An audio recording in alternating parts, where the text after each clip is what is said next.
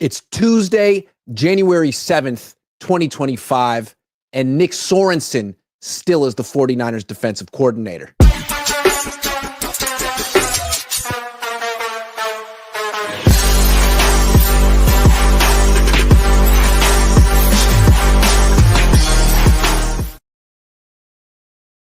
Hello, welcome to a very special, exclusive afternoon version of the Cohn Zone. That's Lowell Cohn. I'm Grant Cohn.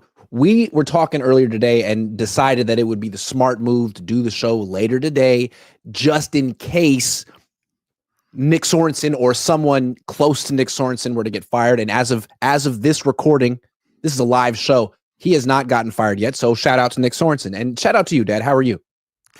I'm fine, Iggy. It's nice to see you. So we'll be talking about Sorensen and Soren. There's a handyman that our family uses named Soren, who's a great guy. We always call him up to do whatever it takes. And now we've been calling him Sorensen. And sometimes we call Sorensen Soren. We get confused. So if we call Sorensen Soren today, that's why. But we got to start with Aaron Rodgers. We've been having this discussion on this show since we started in 2019. Should the 49ers get Aaron Rodgers? Every offseason or every other offseason, it seems like a possibility. It's a possibility once again. It doesn't look like he's going to play for the Jets anymore. And according to BetUS, the Raiders are the favorites to get him at plus 200, and the Niners and the Steelers are co-second favorites at plus 300. What do you think of Aaron Rodgers at this stage of his career for this particular team? Should the Niners get Aaron Rodgers? Oy, Gewalt. He had 28 touchdown passes this year and 11 picks. Okay. And he lost a lot of games. Okay.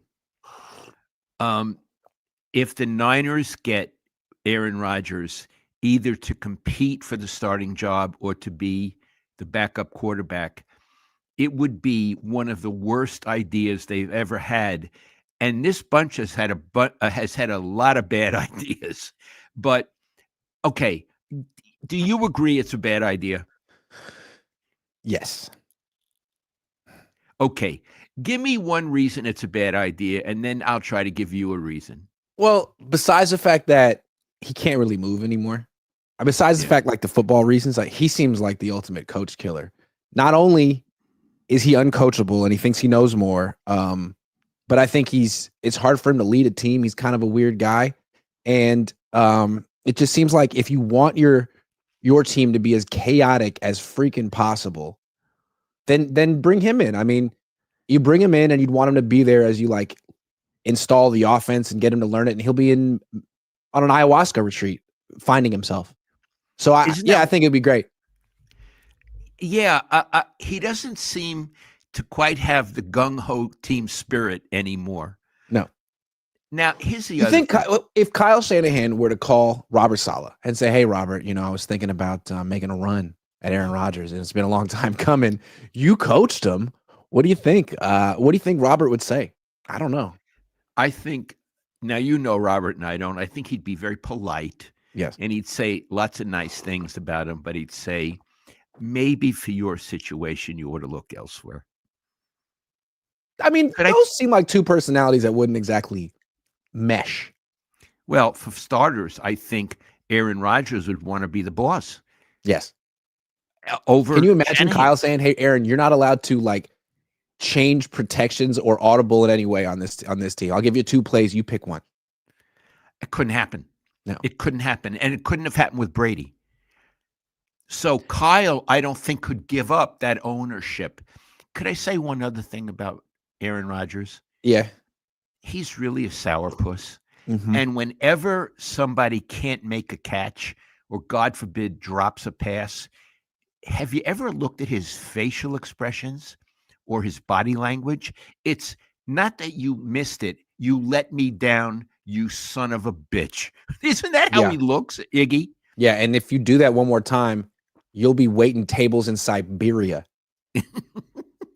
Can you imagine him working with Deebo Samuel the first time a ball goes through his hands? No. Yeah. No. I do think he would really like playing with George Kittle. Yes, and I think Kittle would like him to a certain extent, except he can't move. Who needs a quarterback? Here's the thing, Iggy, and I'm not kidding. You tell me if I'm wrong. Most of the really good quarterbacks coming out of college these days can run and do run. Yeah. They do run. They do run. And I think, well, again, I think the bigger issue here is like beyond football. It's just that the Niners are not the most solid organization these days. There's a little bit of, I don't know what you want to call it, dysfunction or something going on since they lost the second Super Bowl. And it seems like bringing in, like maybe the Steelers would be, that's a very solid team. They don't seem to care how mediocre they ever are. Maybe they could be a good infrastructure to put Aaron Rodgers in, but you put him in this locker room. I mean, they have some strange thing happen every 2 weeks. It seemed like he would just multiply that. Right. He would be the standard bearer Yes. for chaos, right? Yes. He'd be the It's chaos. like, Nick Bosa wore a hat talking about politics. I'm going to talk about politics every week on my podcast. And he goes on with that former kicker, that pain in the neck. What's that guy's name? The pain in the neck, the former kicker. Okay, the pain in the neck. The pain in the neck. And what I'm saying is Aaron Rodgers is now a celebrity. He's bigger than the teams he's on. You think Kyle Shanahan could stand that? Iggy, let me be real clear. If they bring in Aaron Rodgers, it's another indication they don't know what they're doing. Yeah. He would be a locker room killer in Santa Clara. Yeah. Yeah. Yeah. So I think they should do it just for the sake of covering it. It would be a lot of fun. It would. And then the announcers on Sunday, they always say such stuff. You know, he's really, he and Brock Purdy really get along well. You know, they're very tight in the quarterback room. And this is great for Brock. He's learning from Aaron Rodgers. Even though he's sitting on the bench, he's learning from Aaron Rodgers. Iggy, it's almost always not true. But they would say that, right? Yeah. Hey, Brock, instead of giving you an extension this offseason, we're not going to give you anything, but we are going to sign Aaron Rodgers and you can learn from him. Yeah, we're going to give you Aaron Rodgers. Yeah, it'll be a great opportunity for you. You'll come out a lot better. He's going to say, thank you so much, guys. Whatever you say, and my agent agrees too. Can I try to make the argument like why it's a good reason? That's a good thing to do. Bringing in Rodgers just for the sake of it. Is this arguable? Let me try. I'm not saying I believe this, but let's say Brock Purdy like seriously wants $60 million a year and Aaron Rodgers would be willing to play for the 49ers for 40. Is Purdy even better than Rodgers? Okay. I would rather have Purdy than Rodgers. And I'll tell you why. I'm talking about the 49ers. They don't have a good offensive line. One of the things Purdy can do is run to safety. And Aaron Rodgers, Iggy, he wouldn't last the season. He'd get hurt. Oh, he'd be hurt by game 4. Yeah. He would. They'd be carting him off the field. Yeah. They would have to actually get a bunch of offensive linemen in addition to Aaron Rodgers. Right. Yeah. And the receivers he wants. Yeah. Right? That's true. And he'd want to have a personal relationship with Jed York. He'd want to be able to call him Jed. Yeah, that's right. And again, I think the reason I want this to happen, sincerely, is because I want to see Kyle Shanahan have to deal with Aaron Rodgers for a year. I'd love to see that. Well, boy, Iggy, I'll tell you something. If that were the case, your viewership would skyrocket. I want it. It would be like a soap opera. Yes. As the 49ers turn. So now that I thought about it, no, I think that's the best thing the Niners should do. Definitely go get Aaron Rodgers. Kyle, I think you got it in you. If any coach could make this work, it's you. You got the right temperament. You guys just like peanut butter and jelly. I want to see it. Chris Sims wants to see it. He says, hi, Mr. Cohn and Grant. Mr. Cohn, a quick question. What was the relationship like with Joe Montana and Steve Young? If you could answer that, please. Thank you. Between those two guys? Mm-hmm. Well, this is, I once asked Joe after he was retired, how do you feel about Steve? And he said in a very clipped voice, when I see Steve, I treat him like any former teammate. That's almost a direct quote. Yeah.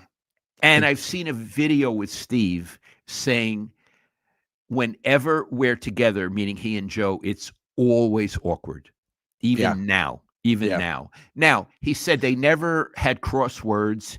They were polite to each other, but Joe felt Steve was trying to take his job, which he was, and Steve felt Joe was in the way. So that would lead to bad feelings. So I don't think they're enemies, but they're not friends. Gold-blooded says, so we're bringing in Rodgers because Brock isn't ready, has arm fatigue, needs to develop. I thought our timeline didn't fit that. LOL. I like that joke. It's a good one. All right, Dad. Yes. Season's over. They had this last game. They lost to the Cardinals. They gave up 47 points. And there was a little bit of a sideshow during it. Jennings was going for 1,000 yards, which is kind of beside the point. Anyway, it's a personal milestone. And instead of getting that personal milestone, he got himself ejected. And after the game, he seemed pretty pleased that he got, showed that he was a tough guy and not an Iron Man receiver. What did you think of that particular incident? And what do you think of the 49ers function or dysfunction in their locker room? Okay, two things. Let's start with the particular with Jennings.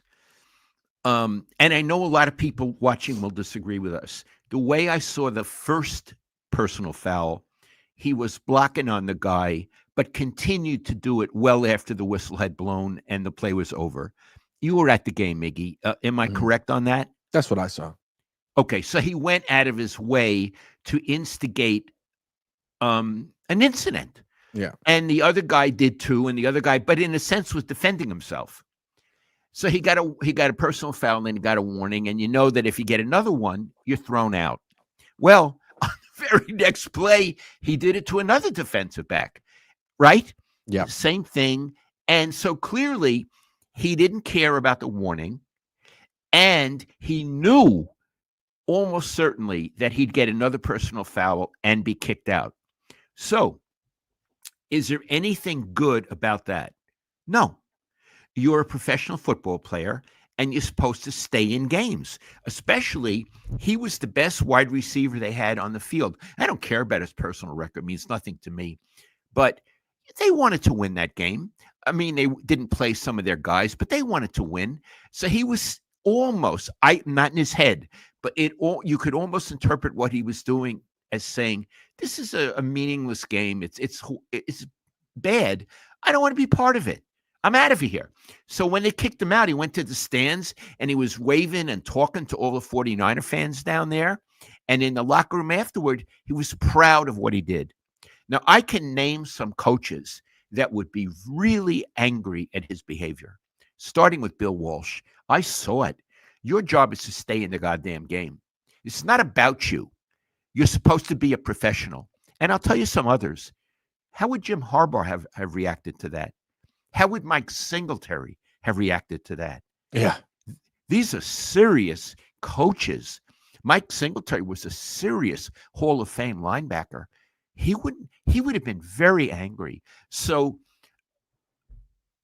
2 points. One, I think what Jennings did was unprofessional. But there's something more important, and Iggy had alluded to this in asking the question. I think Iggy and I both feel that there is a level of dysfunction on the 49ers. And what Jennings did is a symptom of it. Iggy, would you agree with what I just said? Absolutely. I think that's sort of the word of the season for the 49ers, dysfunction.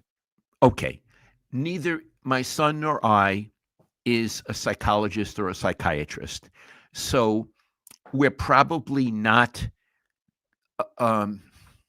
experts at defining dysfunction or at defining what it is on the 49ers. So bear with us for a moment and let's just do the smell test. I'm going to say we're defining dysfunction as where the leadership, i.e. Kyle and maybe John Lynch, seem to lose control to the players. That's how I'm defining it. Iggy, can you live with that definition? Yes, absolutely. So it's, the cliche is the lunatics are running the asylum. I'm not saying that 49ers are lunatics. It's an expression. but it feels like the players are running the team. Mhm. And that leads to dysfunction. It leads to aberrant behavior. Mhm. And Iggy, let us catalog some of what I would call aberrant behavior or strange behavior that gets in the way of creating a team or suggests it's not a team deep down inside. Sure. Well, Jawan Jennings was like the latest example of it. Devondre Campbell was incredible. He quit mid-game because he was benched before the game. And according to Larry Krueger, he said yesterday that in Green Bay, when the Niners had back-to-back 12 men on the field penalties, that was because Devondre Campbell they were trying to sub him off and he refused to come off the field. So there were apparently multiple incidents with Devondre Campbell disrespecting rules. And coaches. And let's linger with him for a moment. Iggy, I got to say, until all that happened, I never heard of him. Mhm. But if it's true that he didn't come off the field and they got 2 consecutive 12-man penalties, where was the coaching staff? They should have gotten rid of him after that game. Mhm. I mean, can you imagine Bill Walsh? So, it's okay. You didn't want to come off the field, but you're one of us. Mhm. He would have said, get out of here and don't take a shower. Just Mhm. grab your stuff and get out of here. Bill was ruthless.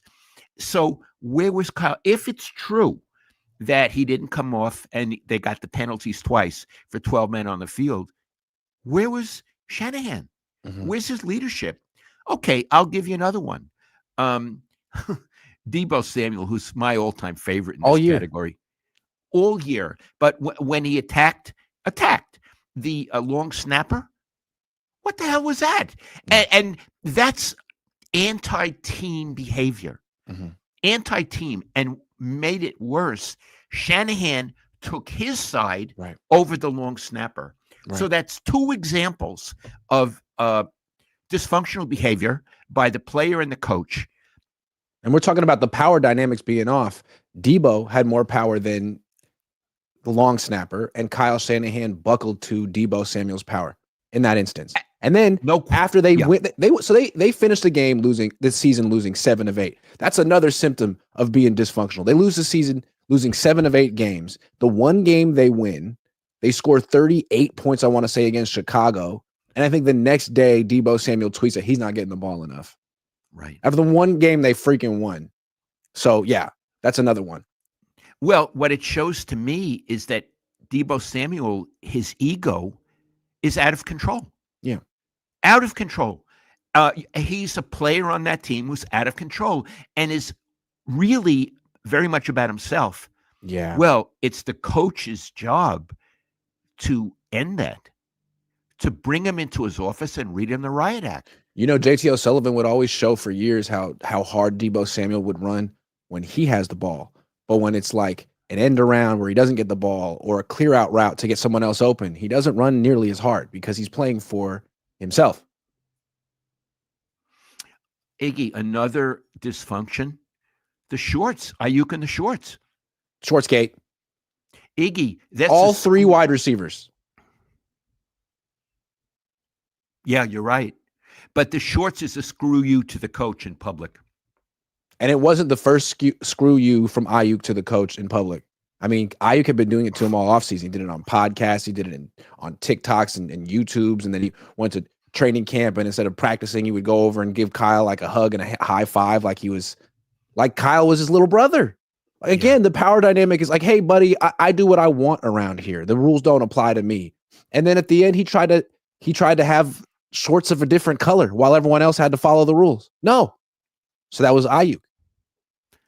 The MAGA hat. That was Bosa. Team captain. Absolutely.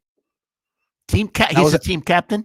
That was right after a win. Hey, forget us and football. Let's talk about this. Yeah. And he intruded on someone else's interview. Purdy and Kittle. Now, again, I'm not making a political statement, but it's not about politics. It's about football, and it wasn't his moment. Right. And then what he did with Ricky Pearsall, Iggy, tell him again what happened in the auditorium. Oh, yeah. Ricky Pearsall had his first game back against the Chiefs. And then he, after the game, goes up to the post-game press conference and is answering all these questions about what it's like to be alive and what he thought and if he thought he was going to die. And the what he's learned about himself in the last few months, and he was really giving great answers. And then Bosa was sitting there, could have been listening, and he's looking at his phone the whole time. And Pearsall ends, leaves. Bosa goes up to the podium, and Matt Mayoko asks the first questions, basically like, "Boy, what can you say about a young man like Ricky after hearing all that all he just said right now?" And Bosa just stands there and it's like, "Yeah, honestly, I wasn't paying attention," and just leaves it at that. You know how he is. What a Yeah. slight of his teammate. Yeah. So I want to proceed. Ira Miller, the great Ira Miller, used to say to me, Lowell, if we're lucky, we know 15% of what goes on on a team. Well, we know all of these examples of dysfunction. If this is only 15%, my God, what is going on with that team? My God, I think it's astonishing that they lost 7 of their last 8 games. Forget the injuries. You ought to be able to win some of those games. It's astonishing. And so the next point for me is a lot of people are saying, well, they'll be better next season. You know, they won't have holdouts, which they will. And they won't be hurt, which they will. What makes you think this? And I'm not putting it to you, Iggy. What makes you think this dysfunction's not going to be there next season? Agreed. Is Kyle Shanahan going to be a stronger, more perceptive, more diplomatic leader? Or is he going to be the same guy? I've never seen him change. So what I'm saying, in my humble opinion, what we're seeing now is what we're going to see next season. Why would it change? Yeah. Why would things get better? Yeah. And I feel like this has been a long time coming. Maybe I'm wrong, but the way I look at it is before Lynch and Shanahan got here, the Niners were different. It was very much Balky and Parag, and they didn't like losing negotiations to players. They would be kind of petty to win negotiations. The Niners have become very permissive with these two guys. Like, it started with Kittle. There was a long standoff and Kittle won. And then the following year, there was a long standoff and Warner won. And then there was a long standoff and Deebo Samuel acted like a jerk and requested a trade, and he won too. And I think player after player is looking and saying, geez, that guy got over on the front office, and that guy got over on the coaching staff, and that guy has Kyle in his pocket. Like, why not me? And then Brandon Ayuk did it. He's not nearly the best player on the team. And then Trent Williams was like, yeah, me too. I'll take a new deal. I'll hold out. And one after another, the Niners were like, you get a contract extension and you get a contract extension, to the point where Devondre Campbell apparently thought he was above the rules. Devondre Campbell. So that's a problem. And now it's like Jawan Jennings is in the act of, hey, I can get ejected from a game and smile afterwards and say it wasn't my fault. Who else is going to think they're above it? Who else is in the core group now? And this is the kind of stuff we don't hear coming out of Detroit, Minnesota, Philadelphia. Yep. Baltimore. Chargers. I was going to say Chargers. You don't hear this stuff. You don't Kansas hear it City. Kansas City. Denver. Because Denver. If there's anything like this, it gets squelched right away. McVay doesn't let this stuff happen. Didn't McVay get rid of a running back because he opened his mouth? Yep. He got got rid of a linebacker because he opened his mouth. He got rid of Jared Goff probably because he opened his mouth. McVay doesn't play that at all. No. And there's something to be said for that. I'm all in. And here's the thing. McVay is supposed to be like pals with Kyle. McVay's going to the playoffs. Mm-hmm. Kyle isn't going to the playoffs. And one of the reasons McVay is going is he has peace. And the reason he has peace on his team is he's a strong leader. Yep. The Niners don't have peace, and this is just my opinion. I'm not there, but it's Lowell's opinion. They don't have peace because Kyle and John Lynch are not strong leaders. No. And they've allowed things to get sadly out of control. Again, these are the 49ers, Iggy. I can't stand to see them like this. I'm not a fan. I don't root, but I used to be proud of them. I was proud to cover them. I was proud to cover Ronnie Lott. I was proud to cover Jerry Rice and Roger Craig and the great quarterbacks. How could you be proud to cover this dysfunctional, fighting against themselves, egocentric group that's not even a team? Well put. I can't add anything to that. It's just sideshow after sideshow, and it's like, what's going to be the next one? Is it going to be a holdout? Is it going to be? I mean, they invent interesting ways to be dysfunctional. Yeah, and then the coach, he seems to be impervious. If you ask him questions about what's going on, he just wants to say, we could have done better on this one play, but he dropped the pass, or it could have gone he only wants to talk about plays. Yep. If you ever ask him anything that's remotely thought-provoking, conceptual, I don't think it computes with him. Yeah, I agree. I think what's interesting too, though, is when McCaffrey was healthy and the Greenlaw was healthy and the team was relatively healthy, like despite all of these issues which have been percolating for years, they were good. Not good enough to win it all, but they were good. And now you lose the second Super Bowl, and it seems like the dysfunction is just like boiling over, and you can't contain it anymore. Defines Yeah, you. people talk about the Super Bowl hangover, and I'm not sure what that means. I don't think they have a hangover. I think they're simply discouraged, and I Yeah. don't think they're tired. Otherwise, Kansas City would have Right. been in the tank, and they're Yep. not tired. I think, Iggy, they're discouraged, and whether they understand it or not, I think deep down they think this coach can't bring us into the promised land. We can't We're accomplish working. we can't accomplish our team goals, so why don't I go accomplish an individual goal? Like, block the shit out of this guy. Yeah, that right. You know what I mean? But also I think there's a part of just discouraged. Yeah. And I think when you're an athlete, if you feel discouraged, it affects your performance even if you don't want it to. Right. Because it's mind over matter stuff, right? Yeah. Yeah. Especially at that level, they're all so good. They're all so strong and fast. If you're discouraged, the guy across from you, if he's on Kansas City, he's not discouraged. Yeah, The guy from Detroit's not Detroit, discouraged. he's not discouraged. They're No. going to kick your ass. And you're over there being like, damn, I wish we had that feeling that we can't, and we want it. We know that we don't have it, and we cannot produce it over here. It's gone. We used to have it. Hey, Iggy, I don't think Arizona is discouraged. They're improving. They have a terrific coach, I think better than Kyle, and they're improving. Yes. Look, they wanted to win that game. I think the Niners wanted to win it. And I'm not going to say Arizona wanted to win it more. I hate that cliche. But they were more effective at winning it. Yeah. They were better at winning it. The Niners were much better at losing it, too. I got to give that. You know what? They've become specialists at losing. I can't get over losing 7 of your final 8 games. It's a loser-palooza. Iggy, it's a loser-palooza. Yeah, and it's like only a dysfunctional team could do something like that after starting the season 5-4. And I think the last marker of dysfunction is the fact that they don't even know they're dysfunctional. Right. There's a bit of delusion to it. Like, we're good. Who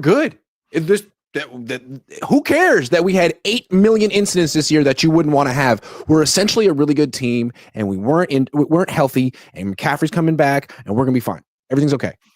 Yeah, I mean that's what Debo says. That they're better than their record. They've been the best team in the league for the last couple of seasons. What is he talking about? What rock has he been hiding under that he doesn't know what reality is? But that's the whole team. I mean, maybe there are certain players who are starting to get it. Maybe George Kittle is as jaded as we are, but it seems like a lot of these people in this organization think, let's just forget this season happened and move on. Yeah. Well, Ryan Schneider doesn't get to forget it. I was just going to say that. Could we talk about that poor guy? Sure. What does firing Brian Schneider really accomplish? Well, it does accomplish one thing. I don't think he was good at his job. So it gets rid of a coach who wasn't good at his job, and maybe they can bring in someone who's better at special teams, because their play on special teams really did hurt them this season. So I don't have any quarrel with getting rid of him. My quarrel is if they think that's the answer to what's going on there, they're delusional.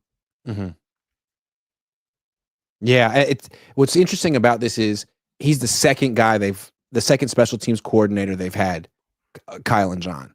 So They hired a guy, it didn't work out. They brought in another guy that thought he was fixing everything. And Schneider had been successful with the Seahawks. So it's clearly like there was something about the Seahawks beyond him that was the reason they were good on special teams. And there's something beyond Schneider for explaining why the Niners aren't good on special teams. They've been bad for multiple coordinators, and getting a new one won't magically make Jake Moody good. So I think the Niners need to look a lot deeper for root causes than shuffling in another coordinator. You mean on special teams? Yes. Okay. I think we would agree that Jake Moody didn't do a good job this season, especially after he got hurt and he came back. My solution would be, if you want to bring him back, bring in another guy and tell him it's an open competition. Yeah. And what about you? I like that. But I think the issue with Kyle again is like, it's not just have a competition at kicker. He needs to make special teams a much bigger point of emphasis in the organization during practice. I watch practice during training camp, and I only get to see the first half during the season, but it has the same rhythm and pattern. It starts off, they stretch, then they break off and do special teams for about 10 minutes, and it's like punts and kickoffs. Then they do the individual positions. Then they do offense and defense for a while. Then they break off and do special teams again one more time for about 10 minutes, and it's like field goal stuff. Then offense and defense once again, and it's over. I think they do a whole lot more offense and defense and special teams. And if they have the worst special teams, then Kyle needs to adjust and simply devote a bigger portion of practice to special teams. Have to. Otherwise, how are you going to get better? Sounds good to me. Yeah. And what's discouraging is he'll say stuff people think is cool. He'll be like, I don't really like special teams. Like, it's kind of boring. I don't really know much about it. Like, I bet you Sean Payton could do seminars on special teams. I bet he could be a special team coordinator right now. I bet you Andy Reid could be a special team coordinator. John Harbaugh was a special teams coordinator. Like, really good head coaches understand that phase and can add something to it. It's a third of the freaking team. If you think about it, offense, defense, special teams, and Kyle doesn't really take it seriously. That's a root cause. I totally agree with you. So, yeah, fire Brian Schneider. That's great, but definitely actually practice special teams more after you hire someone new.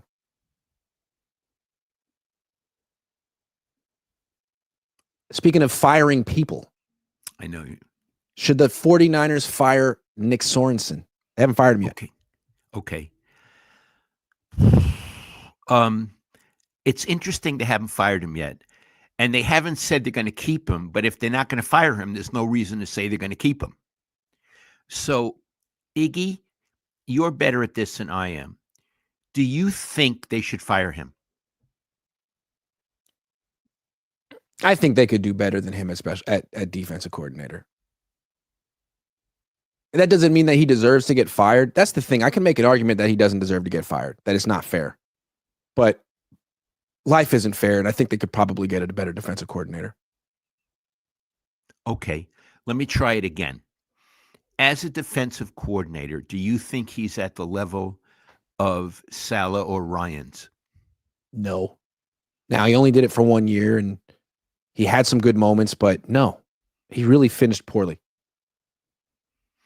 So he's a downgrade from those two who were excellent. They gave up the fourth most points in the league this year.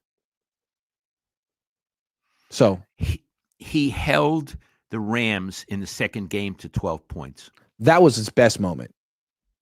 When the 49ers absolutely needed him to be his best, he was his best. And what's interesting about that game was Kyle was his worst. 6 points, and Brock Purdy was awful. He threw, I believe, a couple of picks in the second half. So he was Sorensen. When the season built to a crescendo, he rose up. Kyle didn't.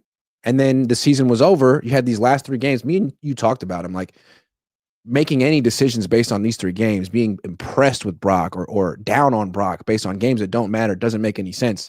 And it seemed like a lot of people changed their opinion on what the Niners should do with Sorensen based on the Arizona game, giving up 47 to Arizona, giving up 40 to Detroit.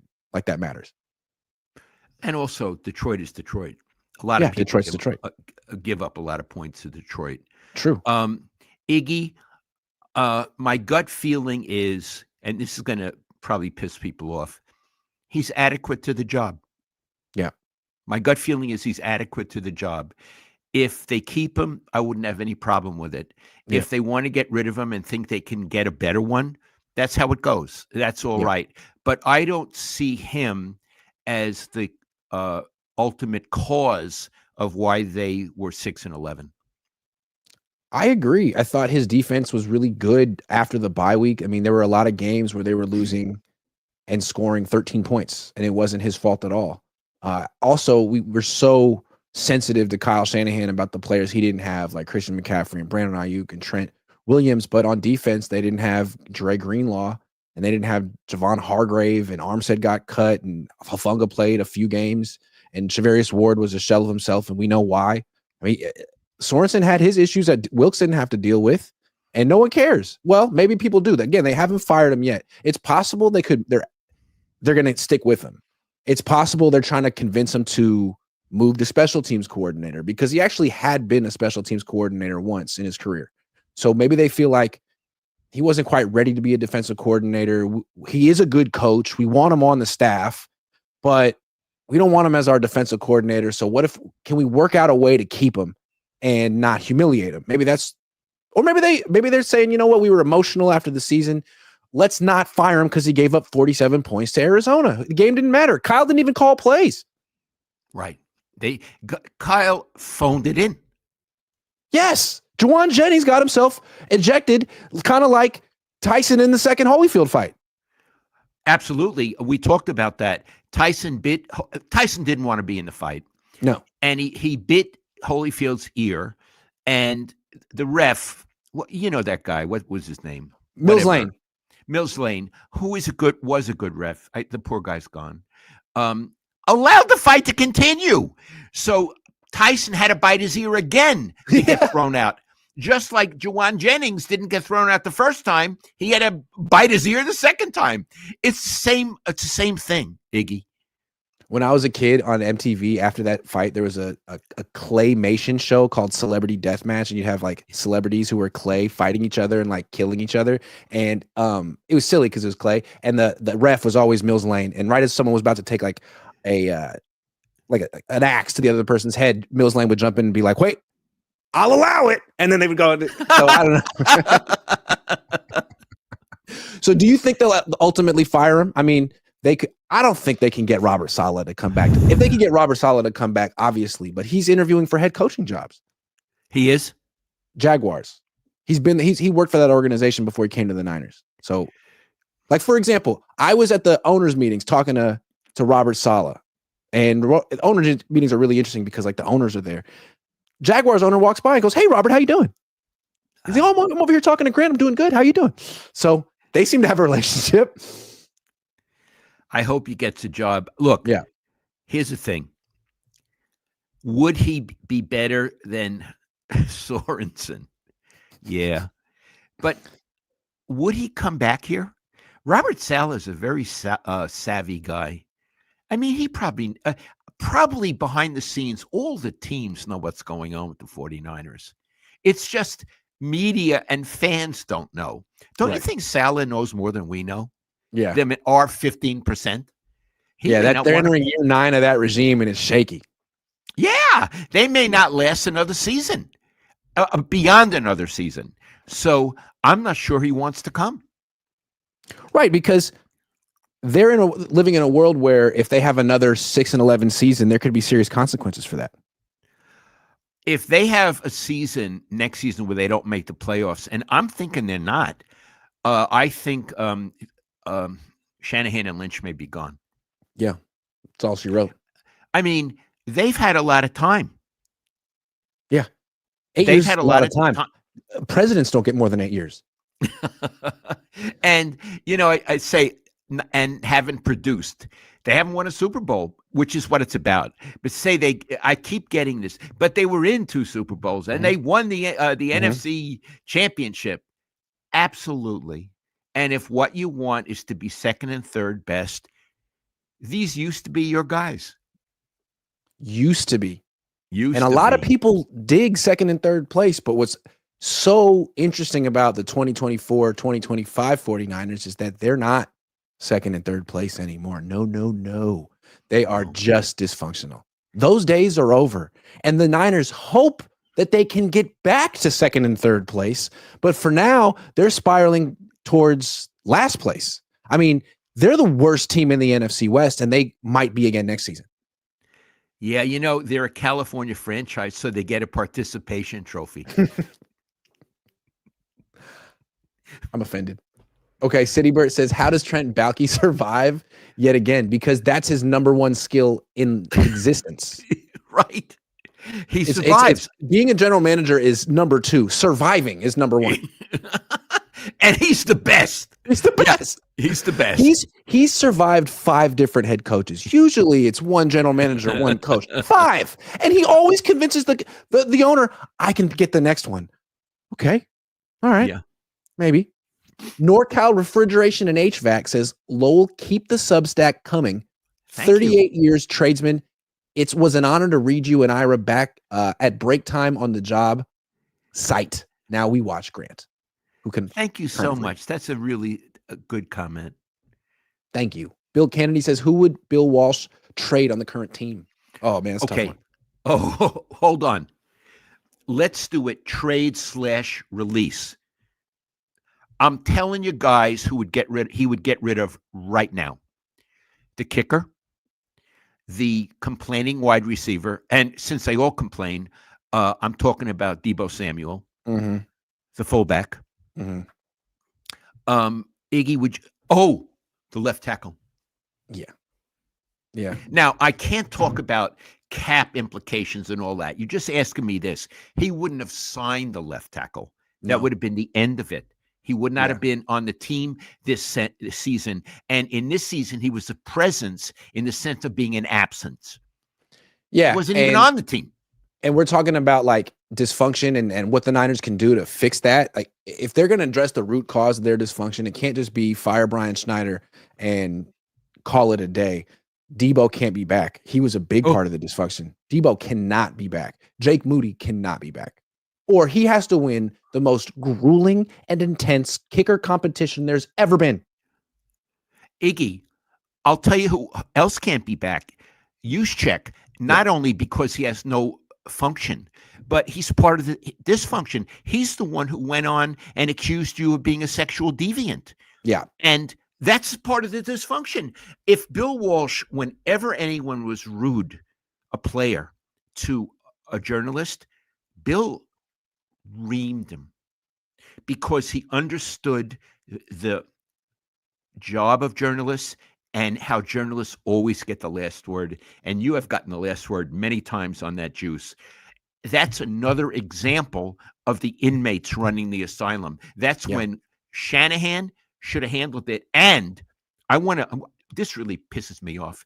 John Lynch, you should have called Grant in or texted him and said, what our player does is not what 49ers do. We have discussed it with him and we apologize. And Lynch did not do that. And I lost respect for him because he didn't do that. If it ever happened with Bill Walsh, and John, you should hear this, he would have, even if he didn't do it, he would have apologized to the media member. No questions asked. JDM 408 says kind of Niners related, but it's insane how Baalke is still employed by the Jaguars or have an NFL GM job at all. Lunacy. You heard once upon a time when he got the job, like, Lowell, this guy is incredible at gaining power and keeping power. That's what I heard. Yep. He is. Jeff Bernardo says, can't stand Kyle. He knows nothing about the official rules of the game. Didn't know why JJ got ejected. Doesn't know when to throw a challenge flag in this last game and doesn't know overtime rules. Well, other than that, he's very detail-oriented. He didn't know them in the Super Bowl, apparently. Official BNA Music 88 says, Lowell Merton Hanks is my cousin. Got any stories? Well, let me give you an impression. He used to do that chicken dance in the end zone. And so I didn't know him that well at first. And I used to watch him doing it. And I think, this guy is a lunatic. And I did. I thought, this guy looks painful. You have a crazy person on the team. And so I went after a game. I went to his locker and I said, I was kind of scared because I thought, he was crazy. Can you explain the funky chicken, please? So I asked him, and he was so intelligent. His voice, defensive back, they have the two personalities. Yes. Off the field, they're the sweetest, Yeah, most gentle, articulate. And I realized this guy could run for senator. He was wonderful. And I asked him about it, and he laughed. He said, "That's me on the field." So I thought he was just great. He's currently a senior associate commissioner for the Pac-12, if that still exists. I know he was. I'm not sure exactly what he's doing these days, but I know he's. The Pac-12 doesn't exist. Doing something official. OB149 says, need a good quarterback to win a Super Bowl, and we can't trust Kyle Shanahan to get one. But I do think Kyle Shanahan can be good enough with a great quarterback. We missed on Peyton Manning and Tom Brady, so why not Aaron Rodgers? Is he still great? Yeah. I don't know. Akovia says, I think I speak for all Niner fans when I say enough with the blame game. How about some solutions? Thanks in advance. I'm not done with the blame game. No, we're going to have to do the blame game for a little bit longer. 6-11. Yeah. Frank R says special teams sure did well for Pat's dynasty teams. It's important. It's important. There's a little truism. Jim Harbaugh used to say this all the time. If you win 2 of the 3 phases of the game, you win. So that's why special teams are important. If you can win the special teams phase, then all you got to do is be good on offense or defense that day. But if you suck on special teams, you have to be good on offense and on defense that day to win the game. So it's something. Frank R., thank you very much. Lamont, 757, says, why not Graham from Raiders might even get Max Crosby, the defensive coordinator? I don't know who it is, Iggy. They had a good defense. They had a pretty good defensive coordinator. I think his name is Patrick Graham. Mufasa said he was now a free agent because Pierce got fired. Mufasa says, sign Rodgers and let Purdy sit. Hey, Brock, we got good news for you. You get to you talk about learning. You're going to really get a good learning experience this year. How to be just the worst teammate ever. Boxing Fan Times 4 says Sorensen was a special teams coach with the Seahawks and Jaguars. Should he just be made the Niners special teams coordinator? Dad, do you think he would accept that demotion? I don't know him. Iggy, I don't know him. So I can't say. Plus, if they demote him, they'll probably cut his salary. It would be a bad look, right? It would be harder on a person's ego. Iggy, what's he like, Sorensen? He's quite nice in his press conferences. He's not exactly an alpha personality. Like Saleh and D'Amico had this big presence when they would stand there. He's a little bit more like Kyle. He's a little bit quieter. But he seems like a nice guy. I mean, he's never, ever given anyone any attitude. He works to answer questions the best of his ability. He just seems like a little lacking confidence and presence. But again, maybe you could just chalk that up to him being a rookie defensive coordinator. Sure. I like him. And I feel for him that he could be the guy getting scapegoated once again. It's like Kyle Shanahan has a bad year, and what does he do? He fires his defensive coordinator. Like, all right, I guess that helps, but it doesn't really address the root cause of what's going on.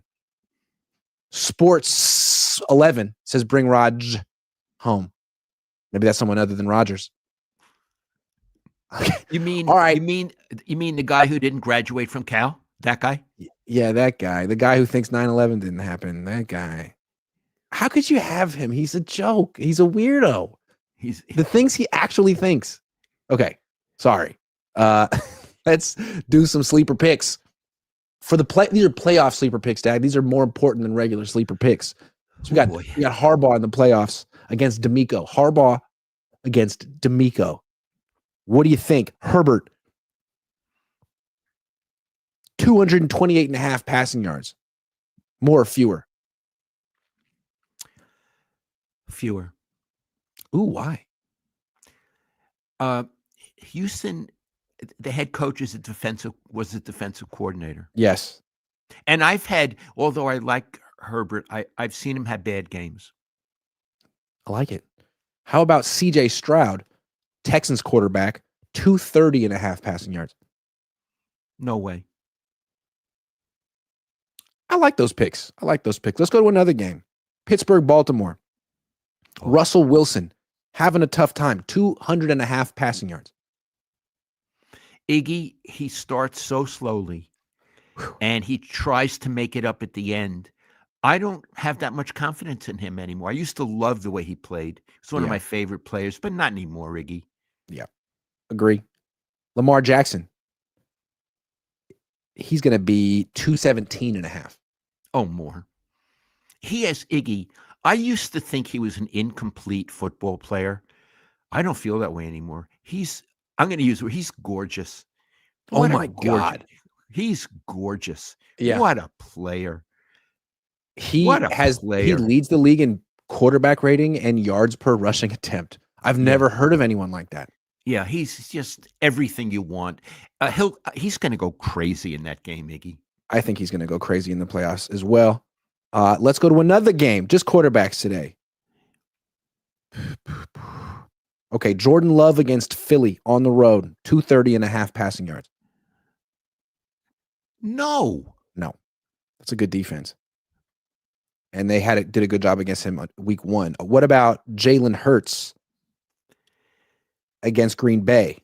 210.5 passing yards, coming off a concussion. Yes. Yes. If they say he can play, look, he's not my favorite quarterback, Iggy. I think he has limitations, but he does certain things very well. He throws well on the run. He does, especially going to his right. Yeah, I think more. Okay, one more game. What do you say? Denver, Buffalo, Washington, Tampa, or Minnesota, Rams? Oh, let's do Minnesota Rams. Okay. Darnold coming off one of his worst games of the season. Big pressure here. They got him at 267.5 passing yards. It's not going to happen. Not going to happen. Okay. Matthew Stafford, 238.5 passing yards against Brian Flores. I don't think so, Iggy. Brian Flores, they're going to sack him more than a few times. That's what Brian Flores does. These are very sober playoff picks. Fewer on Herbert, fewer on Stroud, Wilson, Love, Darnold, and Stafford. I like it. Only Lamar and Jalen Hurts got the Lowell stamp of approval this week. It's an official thing on the sleeper. For what it's worth. So those are the picks. Oh my goodness. I'll figure that out. But if you want to make some picks, download the app, use promo code Cohn, COHN, and get entered to win this really nice looking signed George Kittle jersey. Okay, Dad, we got to give out team awards. After games, I give out awards position by position. Not awards, final grades. We have to give out grades. That was the word I was looking for. After games, I give out grades position by position. Let's do position by position grades for the season. We did it last year. We could do it this year. Believe in us. I'm dying to. Okay. Should we start with quarterback? Yes. Okay. You want to go first? If you don't mind. Please. Okay. I think Brock Purdy had the quintessential C season. He was in the middle of the pack for everything. He didn't do anything really outstanding in the aggregate. You could say, oh, he had a bad offensive line and people were hurt. I'm talking about his performance, and it's measurable. A C is not a failing grade. It means you're okay. You're not special, but you passed and you can move on to the next class. So to me, he's a C. Where are you at? I have D written down, and now I feel like a jerk. But the way I feel about it is, I wanted to say C. I mean, 6 and 9 isn't terrible. His quarterback ratings, his stats are right in the middle. But in every close game, except for one, he blew it.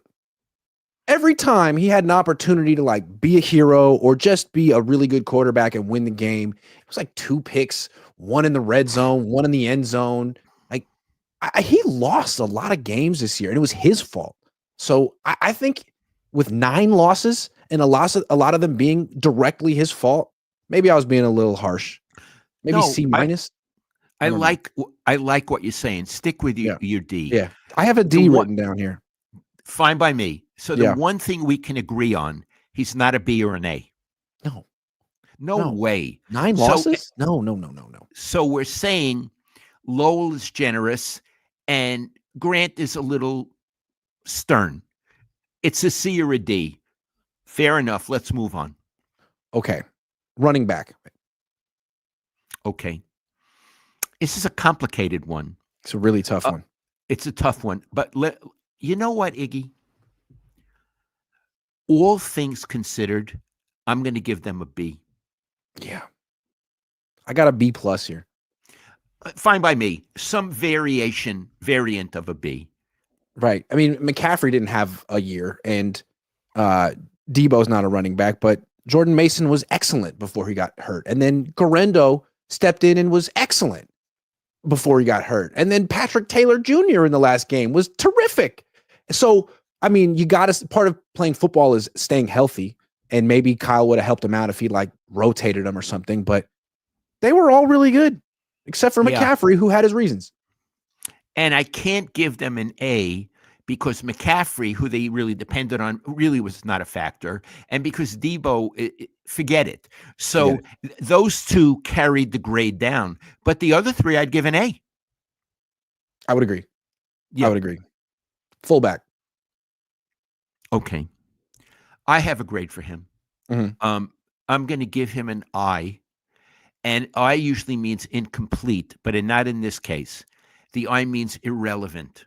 Yeah. Yep. Fair enough. He gets an I for irrelevant. Wide receiver. Okay. Let's really be methodical here. Yeah. Debo stunk. Oh, talk about a failing grade. Yeah.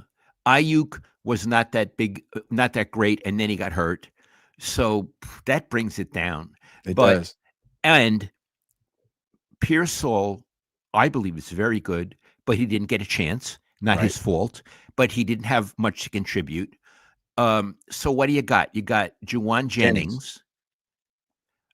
He was A. He was A. Except for the last game where he was F. Yeah. So I would have to give them Iggy B-. B-. I gave him a C. And I think that's because I weighted Debo. I think Debo would be an F on his own. I mean, just in every way. Ayuk was more of like a C. And then you got Jennings in an A range. And again, Pearsall was kind of like incomplete. He didn't get to really contribute much. So I split the difference and put it at C. Fair enough. Again, so I gave him a little generous B-. Grant gives it a C. Clearly not an A. And what the point is, they were expecting an A. They need an A. I mean, they gave all that money to Debo and Ayuk and Jennings and drafted Pearsall. You're thinking this is going to be the best wide receiver group in the league. But it was a C group this year. Tight end. A+. Yeah. A+. I'll even go a little further. Again, Iggy, I don't know the guy. And I don't know if the personality that you see in public is really him. He seems, again, I never met him. I'm sure he's a very nice man, but that personality, it seems like a character that he's created and he brings out. But he seems like a very nice guy. So I put that aside because it doesn't matter really. But what a tight end. I would have to think that on the 49ers, and they have a history of great tight ends, he's the best. That he's the best they've ever had. And it's because he can really catch passes, although they don't throw to him enough. And he's really tough on blocking. So A+. Do you agree with that? A+. I mean, the only thing you can knock him is for not having like a better backup tight end, but you don't really need one. Kittle plays all the time, and he's great at everything. He's the best tight end in football. Iggy, is there a chance he holds out? Absolutely. Because what's so amazing is the Niners have created this precedent. As you said, the inmates are running the asylum. The players have all the power. He's already beaten them in a negotiation. He's coming off the best season of his career. He's just established himself as the best tight end in football. If he goes to them and says, I want to be the highest paid tight end in the NFL and I'll hold out, what are they going to do? Right. They've already shown that they'll give it to him eventually. he might have to wait. And from the Niners' perspective, they might just want to give him the money. What do you want? Iggy, if they're going to give him the money, I hope they give it to him sooner than later because I want him to be active in the OTAs and in training camp. That's really, if you're going to cave early. Yeah, because the dysfunction kind of starts with the holdouts. It's hard to come back from that when there's 3 or 4. Right. Offensive line. Iggy, I'd rather you do it. You're better at this one than I am. I feel like they get a little bit too much flack. Like when they lose, people say it's the worst offensive line in the league. They run the ball very well. So it seems like they do half their job pretty well. And then in pass protection, they're not good. But I think when you watch the NFL, pass protection around the league isn't very good in general. So Trent Williams wasn't there very much this year. Dominic Pooney had a really excellent rookie season. I gave him a C+. Sounds fair to me. Yeah. I like it. Pretty average with the plus being, hey, they got a young, promising rookie. Defensive line. Okay. Bosa's a really good player. He's the only one that's a really good player. Iggy, D. Ooh. I can't argue with that. I had C-, but I think you could argue D. I mean, they don't stop the run anymore. Right. Their pass rush isn't particularly good. It's Bosa and that's it. And there's no young player on the D line that you're thinking this guy's coming up. I think they're a D. Yeah. That's not good.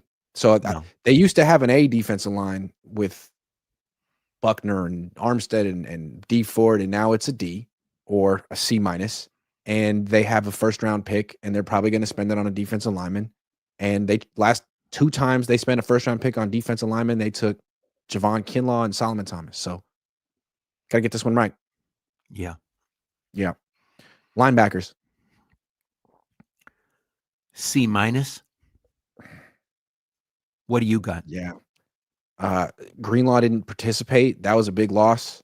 Devondre Campbell was the worst starter on the team, and he quit. He hurt him more in not playing than he didn't playing, and he hurt him playing. And Fred Warner had a broken ankle and really wasn't as effective without Greenlaw out there. So C-. Okay. These are some harsh grades, but they had a 6-11 season. Yeah. Secondary, defensive backs. Okay. Let me say this. I think, talking about units on the team, I think they're the most gifted of every unit. Now, they may lose some of those guys, but I think they're really gifted. On the other hand, they gave up a high passer rating, didn't they? Well, let's hold on. I don't think they did. They for a long time, they were one of the best passing defenses in the league. Hold on. Let me get the numbers for you real quick. Opponent average team passer rating. The 49ers were at 92, so right in the middle. They got lit up a little bit at the end of the season. Okay. Iggy, I'm going to give him a B+. I have him a B+ too. Really? I do. Diamador Lenore, good player. Talanoa Hufanga, good player.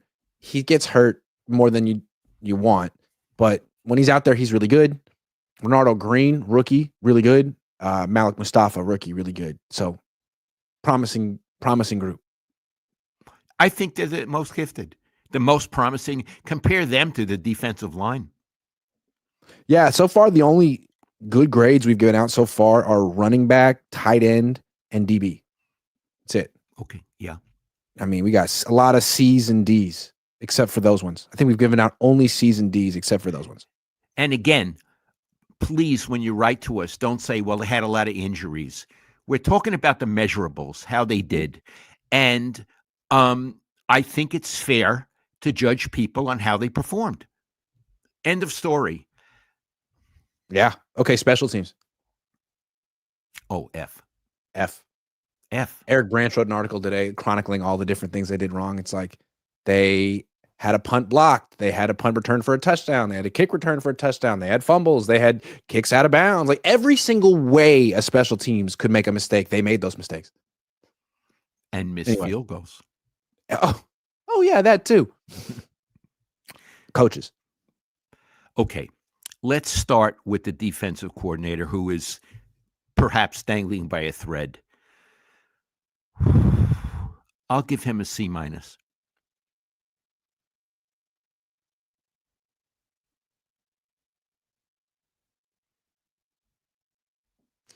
It's pretty fair. I gotta say that's pretty fair. C minus, as close to failing grade as you could give without failing him, because he did have some mitigating circumstances. He was a rookie, and he had that great game against the Rams that really mattered. Yeah. Okay, so we agree C on a minus. C minus for him. Okay. Schneider F, but he doesn't really count much, and he's gone. Kyle. Okay. This is the most important grade, right? Yeah. Iggy, I'm going to have to say I'd give him an F for this season, not for his career, but when you're 6-11, whatever your excuses are, and you lose 7 of your last 8 games. Was that they lost 7 of the last 8? Yes. That's an F. I'm sorry. I don't care what your excuses are. You have to answer for that. They not only didn't make the playoffs, they failed. Iggy, do you agree with me? I do. And it's like in that I keep going back to that Rams game because despite all the dysfunction all year in training camp and the injuries, they could have beaten the Rams, gone on a run, and been okay. But all he had to do was score 13 points, and he couldn't do it. All he had to do was score 13. Nick Sorensen gave him the golden opportunity to win, and he couldn't do anything. And then the next week, or was it the next week?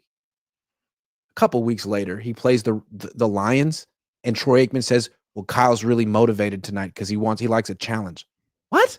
The challenge was the Rams, and you failed. So I don't know. F. And in addition, a coach is not just a play caller. Right. He also creates the whole atmosphere on the team. Yep. We started today with talking about how dysfunctional it is. Well, he's really in charge of making it not dysfunctional. Yeah. So in terms of leadership, he failed. Yeah. So it's a double flop.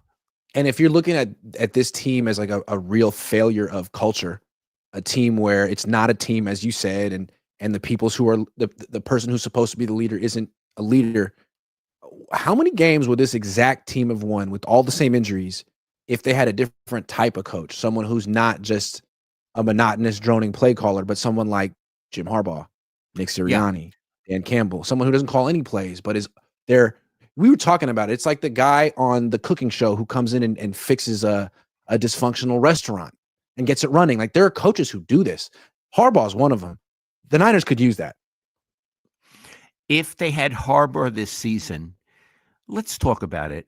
I think they would have been at least 8-8, but they might have been 10-6, like the Rams, and they might have beat the Rams. I think they would have contended in the NFC West and maybe won it if they had Jim Harbaugh. And I know his last season he was 8-8.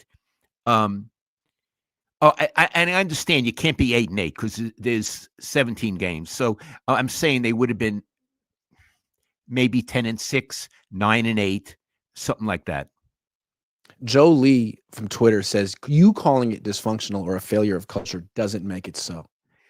Joe, you're absolutely right.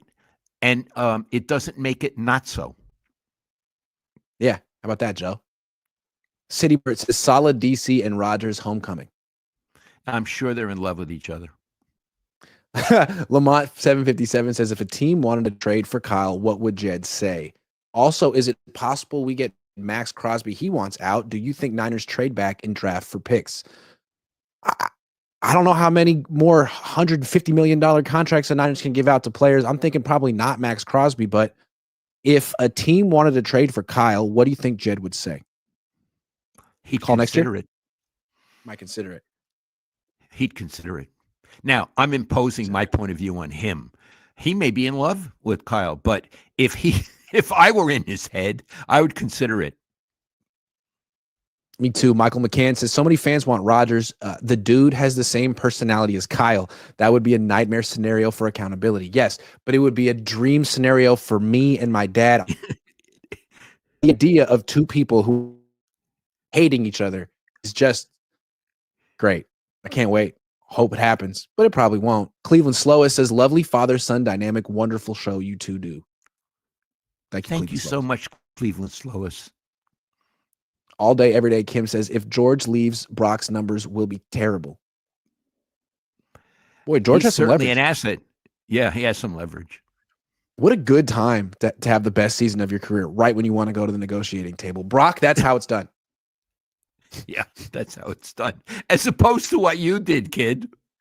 Yeah, Brock's be like, so wasn't my best year, but let's just forget about all that. And I meant well. Anyway.